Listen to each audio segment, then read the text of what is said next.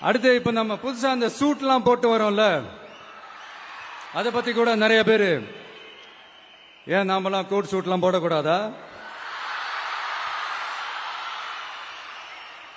அதிகாரம் செய்யறவங்களும் ஆதிக்க சக்திகளும் மட்டும்தான் கோட் சூட்லாம் போடணுமா என்ன? அப்பெல்லாம் எதுவுமே கிடையாது. நான் என்ன கலர் கலராவா போட்டு வரேன்? ரெண்டே கலர், நம்ம எல்லாரும் மனசு மாதிரியே பிளாக் அண்ட் ஒயிட். எல்லாத்திலும் பிளாக் அண்ட் ஒயிட்டா இந்த விஜய் இருப்பான் அப்படின்னு காட்டுறதுக்கு தான் அந்த கலர். அடுத்து அந்த பிளாக் கூட யாரை குறிக்கும் எதை குறிக்கும்ன்றது நான் சொல்லிதான் தெரியணும்னு அவசியம் இல்லை, அது உங்களுக்கே நல்லா தெரியும்.